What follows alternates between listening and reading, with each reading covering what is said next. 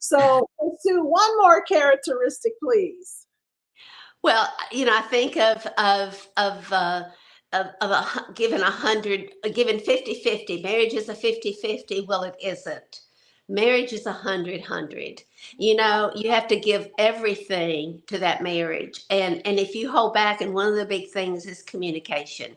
If you don't have that good communication there, then all kinds of things can seep in. So being careful, and just designate maybe a time to talk, maybe a best time. When is that best time to do that? And especially when there's children around, take time for a date night, take time to communicate. What are your needs? What was your day like? Tell me about what happened today.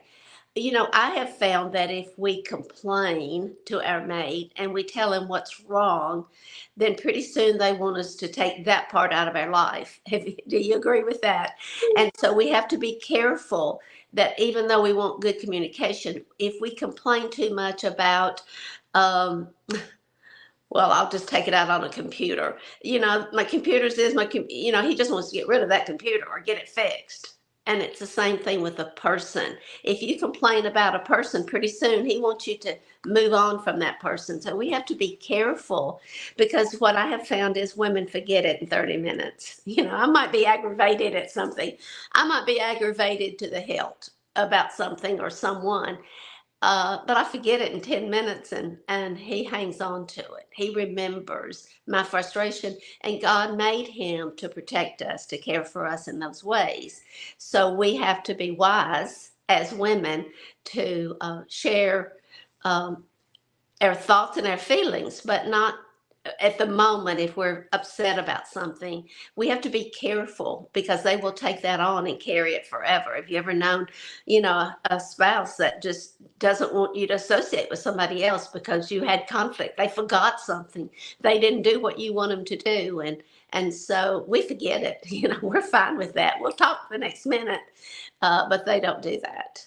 The Bible encourages us to speak life and not death. Yes. It's so important to speak life, to encourage, to exhort, to build up. But instead, a lot of times we tear down and we destroy. And that is not good for a marriage at all. Tearing Mhm. down, poor language, poor communication is not best for a marriage either. And Mhm. so we have people who have grown, who have, and so we have people who have grown up in different environments. You have Yes. some spouses who are talkers, their families talked a lot, but you have some who argued, they were bitter, and they talked negatively. But then you have some who were very quiet. Mhm. Mhm. When you think about those type of relationships where communication is difficult, what would you suggest? Well, I think we have to back up, and this is especially with, if there's grown children, because grown children just do what they do. And so sometimes I have to check myself and say, "Oh, I'm basing her on how I would handle this, and I wouldn't handle it like that. So maybe it's not any of my business."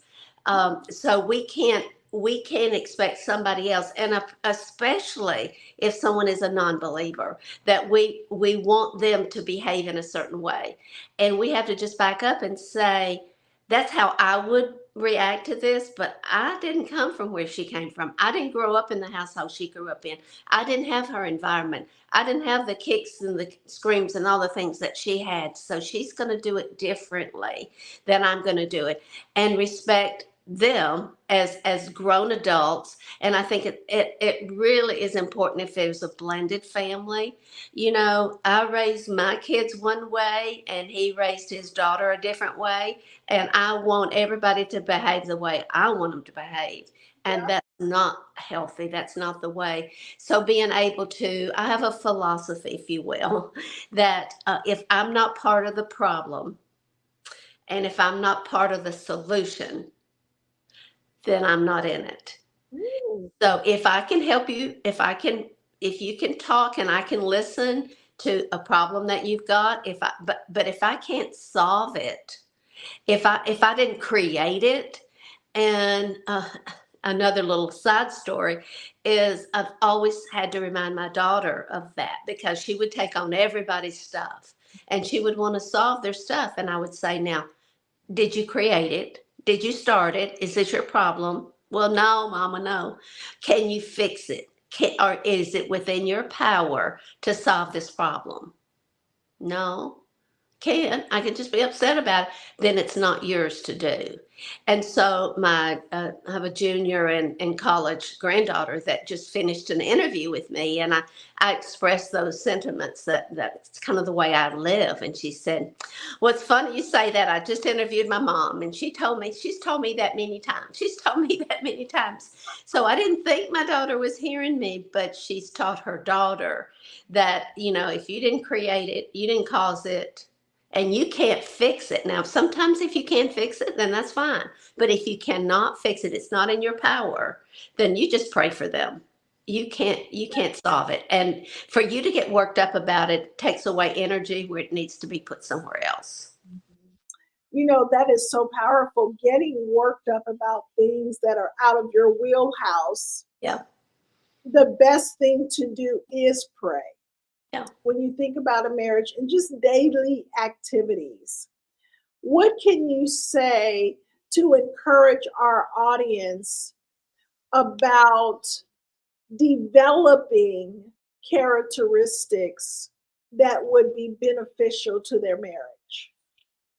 Well, I think sometimes we just have to remember back why we were attracted to that person, why we wanted to be in their space. Sometimes we lose that in day to day stuff with heavy work schedules, with society going crazy today, with the kids in so many different directions. We forget why we were drawn to that person, why we wanted to be with them, why we married them to start with. And so maybe sometimes just take some time, get away, or sit down over a meal and talk about, I got upset about it because you did this, but now I understand that you did it because of this. And so be refreshed. We have to just, we have to rewind. Uh, Over the Easter holiday, I went to a couple Easter services, and one of the pastors talked about that when used to we would rent video movies at the video store, and a lot of people don't know that, but we would rent these little videos, and on there it would say, "Be kind, rewind." And that just meant that you rewind it for the other person. And his whole message and delivery was about sometimes in life, we need to rewind. We Yeah. just need to, and that doesn't mean live in the past, but we just need to pause, refresh ourselves.